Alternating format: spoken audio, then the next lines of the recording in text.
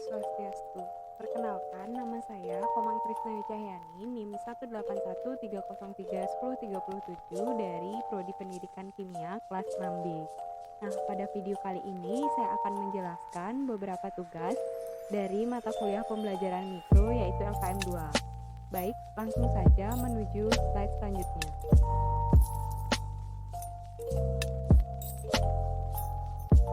Yang pertama yang akan kita bahas adalah mengenai keterampilan bertanya. Nah, definisi dari keterampilan bertanya adalah sebuah kegiatan dalam proses pembelajaran untuk meningkatkan kemampuan siswa berpikir dan memperoleh pengetahuan yang lebih banyak. Nah, ada beberapa hal penting yang harus kita miliki dalam keterampilan bertanya. Di antaranya itu ada pausing, prompting, dan probing. Nah, pausing di sini adalah di mana guru setelah mengajukan pertanyaan itu memberikan waktu muridnya sebentar untuk tenang, yang tujuannya adalah untuk memberikan kesempatan berpikir dalam mencari jawaban, untuk memperoleh jawaban yang komplit, memahami pertanyaan dari guru, dan agar murid dapat menjawab dengan tepat. Selanjutnya itu ada prompting. Nah, di sini prompting itu tujuannya itu untuk melacak, menuntun, dan mengarahkan siswa. Di mana prompting dilakukan itu sebab belum diperolehnya jawaban yang tepat dan memuaskan. Untuk memperoleh jawaban yang sempurna, maka guru harus menunjuk murid lainnya untuk menjawab. Apabila belum puas, minta kembali murid lainnya yang ada di kelas untuk menjawabnya lagi dan hingga pada akhirnya menemukan jawaban yang tepat. Selanjutnya itu ada probing. Mohon maaf sebelumnya yang tadi saya jelaskan itu mengenai probing. Selanjutnya itu prompting, di mana prompting ini bertujuan untuk menguji siswa. Guru akan memberikan suatu pertanyaan yang cukup sulit sehingga tidak ada murid yang dapat menjawab karena sulitnya atau tidak jelasnya pertanyaan tersebut. Maka dari itu guru harus melakukan prompting untuk mendorong, di mana prompting ini dilakukan dengan cara memberikan informasi-informasi terkait dengan pertanyaan yang diberikan. Nah, selanjutnya tujuan dari keterampilan bertanya ini adalah untuk merangsang dan meningkatkan kemampuan berpikir siswa, memotivasi siswa agar terlibat dalam interaksi, melatih kemampuan dan mengutarakan pendapat, melatih siswa berpikir divergen, dan mencapai tujuan belajar. Nah, dalam keterampilan bertanya itu dibagi menjadi dua, ada keterampilan bertanya dasar dan keterampilan bertanya lanjutan. Dalam keterampilan bertanya dasar itu ada beberapa komponen yang harus diperhatikan. Di antaranya adalah jelas dan singkat, pemberian acuan, pemusatan, penyebaran, pemberian waktu berpikir, dan tuntunan. Nah, di sini jelas dan singkat yang dimaksud adalah ungkapan pertanyaan itu harus diberikan secara jelas dan singkat agar siswa dapat menemukan jawaban yang tepat. Kemudian selanjutnya pemberian acuan ini berupa pemberian suatu keterangan untuk dapat membantu siswa agar mampu menjawab pertanyaan. Kemudian pemusatan ini untuk memusatkan perhatian siswa pada pertanyaan yang harus dijawab. Dan yang keempat itu ada penyebaran. Di sini pertanyaan disebarkan ke seluruh kelas ke siswa tertentu atau meminta siswa lain untuk menanggapi pertanyaan yang diberikan oleh guru. Dan selanjutnya itu pemberian waktu berpikir. Nah, diberikan waktu berpikir kepada siswa sebelum mereka mengutarakan pendapatnya atau jawabannya. Dan yang terakhir itu pemberian tuntunan. Nah, di sini apabila siswa mengalami kesulitan dalam menjawab pertanyaan dari guru, maka di sini akan diberi tuntunan dengan cara mengutarakan pertanyaan dengan cara lain dan menyederhanakan pertanyaan atau bahkan mengulangi penjelasan sebelumnya. Nah, selanjutnya itu keterampilan bertanya lanjutan. Nah, di sini ada 3 komponen yang harus diperhatikan, yaitu pengubahan tuntunan tingkat kognitif, pengaturan urutan pertanyaan, serta pertanyaan pelacak.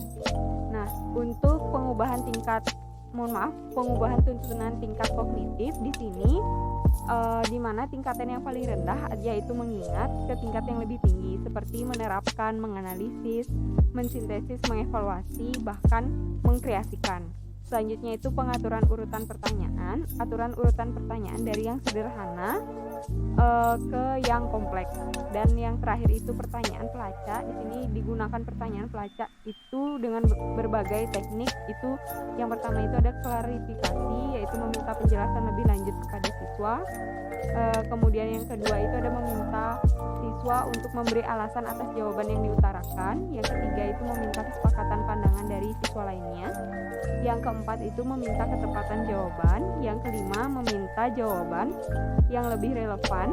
Yang keenam itu meminta contoh, dan yang terakhir itu meminta jawaban yang lebih kompleks.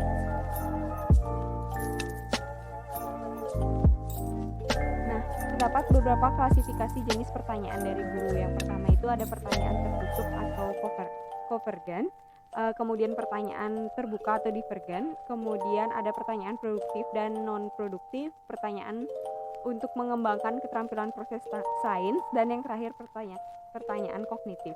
Yang pertama kita akan bahas itu mengenai pertanyaan tertutup atau convergent dan pertanyaan terbuka atau divergent.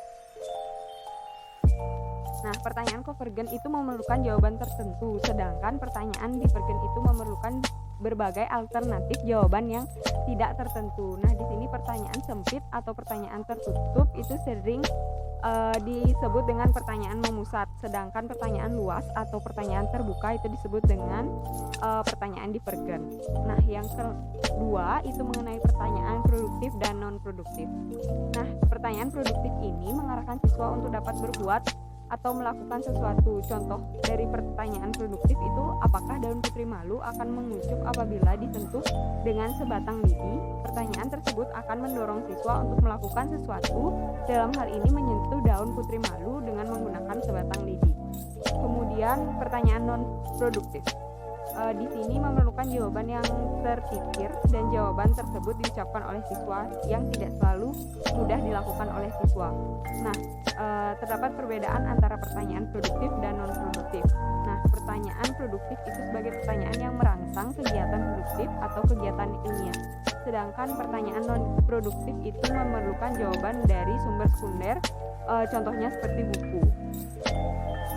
Selanjutnya ada pertanyaan untuk mengembangkan keterampilan proses sains. Nah, keterampilan proses sains itu terdiri atas observasi, keterampilan menggunakan alat, klasifikasi, interpretasi, berkomunikasi, prediksi, berhipotesis, serta merencanakan penyelidikan. Pertanyaan untuk mengembangkan keterampilan proses sains ini disesuaikan dengan jenis-jenis keterampilan dalam pengembangan keterampilan proses sains. Nah, yang terakhir itu ada pertanyaan kognitif. Itu merupakan pertanyaan yang sering diungkapkan dalam kegiatan pembelajaran, terutama pembelajaran biologi, di mana pertanyaan kognitif biasanya mengacu pada taksonomi Bloom. Nah, di sini jenjang dimensi kognitif Bloom itu telah direvisi pada tahun 2001 yang meliputi jenjang C1 mengingat, C2 memahami, C3 mengaplikasikan, C4 menganalisis, C5 mengevaluasi, dan C6 itu mencipta. Nah, saya di sini memberikan beberapa contoh keterampilan bertanya pada bidang studi atau mata pelajaran kimia.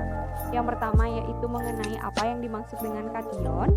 Kemudian coba jelaskan mengenai kelemahan dari teori atom Rutherford. Dan yang terakhir itu sebutkan unsur-unsur dalam golongan 1A.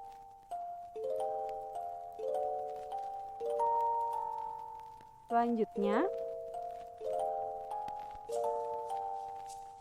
kita beralih ke topik selanjutnya, yaitu keterampilan membuka dan menutup pelajaran. Nah, apa sih itu membuka pelajaran?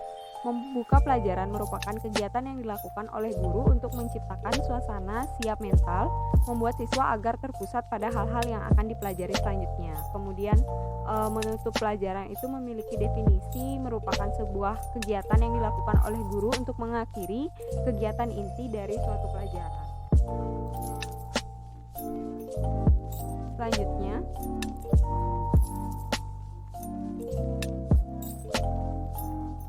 mengenai tujuan dan manfaat dari membuka pelajaran. Tujuan dan manfaat dari membuka pelajaran itu ada 4. Yang pertama itu menciptakan kesiapan mental. Yang kedua itu membangkitkan perhatian dan motivasi. Yang ketiga itu ada memberikan gambaran yang jelas. Dan yang terakhir itu ada menumbuhkan kesadaran. Nah, ada beberapa komponen yang perlu diperhatikan dalam membuka pelajaran. Yang pertama itu adalah menarik perhatian siswa. Di sini ada beberapa cara yang digunakan untuk menarik perhatian siswa, di antaranya itu dengan gaya mengajar guru. Nah, gaya mengajar guru itu akan menentukan bagaimana siswa akan tertarik terhadap pelajaran tersebut. Kemudian yang kedua itu ada pola interaksi yang bervariasi. Di sini guru harus membuat suatu pola interaksi yang bervariasi agar di awal pelajaran siswa sudah tidak mengalami kebosanan. Kemudian yang ketiga itu ada penggunaan alat bantu mengajar yang sangat dapat menarik perhatian siswa. Kemudian yang kedua itu ada menimbulkan motivasi. Di sini beberapa cara yang dapat dilakukan untuk menimbulkan motivasi, diantaranya adalah dengan menimbulkan rasa ingin tahu. Guru akan mengutarakan beberapa kalimat yang akan memotivasi siswa dan memunculkan rasa ingin tahu. Kemudian yang kedua dengan kehangatan dan keantusiasan. Yang ketiga dengan memperhatikan minat siswa. Kemudian komponen yang ketiga itu memberikan acuan. Nah, di sini guru diharapkan dapat mengemukakan tujuan serta batas-batas tugas, menyarankan langkah-langkah yang akan dilakukan, mengingat masalah-masalah pokok yang akan dibahas dan mengajukan pertanyaan-pertanyaan sebagai acuan siswa untuk mempelajari lebih lanjut mengenai materi yang akan dibahas. Dan yang keempat itu mengenai membuat kaitan. Nah, di sini membuat kaitan antar aspek-aspek yang relevan di bidang studi yang telah dikenal siswa itu sangat diperlukan, sehingga siswa dapat menghubungkan antara materi yang akan dibahas dengan aspek-aspek yang relevan pada bidang studi yang akan dipelajari. Kemudian yang selanjutnya itu guru membandingkan pengetahuan baru dengan pengetahuan yang telah diketahui. Dan yang ketiga itu ada guru menjelaskan konsepnya atau pengertiannya terlebih dahulu sebelum menjelaskan secara rinci. Nah, di sini guru akan memberikan gambaran umum sebelum mengajak siswa beranjak membahas materi ke hal-hal yang lebih rinci. Nah, selanjutnya itu menutup pelajaran. Di sini terdapat beberapa manfaat dari menutup pelajaran. Di antaranya itu adalah memberikan pemahaman yang utuh bagi siswa, menetapkan pemahaman siswa, mengetahui tingkat pencapaian hasil pembelajaran, dan memberikan tindak lanjut. Ada beberapa komponen yang harus diperhatikan dalam menutup pelajaran. Di antaranya itu ada meninjau kembali dan mengevaluasi. Dalam meninjau kembali ini ada hal-hal yang harus diperhatikan juga. Di antaranya itu kita bisa meninjau kembali pembelajaran dengan merangkum inti pembelajaran dan membuat ringkasan. Kemudian yang kedua itu mengenai mengevaluasi. Di sini guru dapat mendemonstrasikan keterampilan dari apa yang telah kita pelajari sebelumnya dan mengaplikasikan ide-ide baru pada situasi lain. Selanjutnya itu dapat mengekspresikan pendapat dari siswa sendiri, menanyakan bagaimana kesimpulan atau apa hal yang didapat dari pembelajaran pada hari itu, dan memberikan soal-soal tertulis sebagai latihan awal bagi siswa sebelum melakukan ulangan di akhir, seperti itu. Nah, sekian presentasi dari saya terkait dengan tugas pembelajaran mikro, yaitu mengenai keterampilan bertanya dan keterampilan membuka dan menutup pengajaran. Mohon maaf apabila ada kesalahan dalam penyampaian. Saya tutup dengan terima kasih. Om Santi, Santi, Santi Om.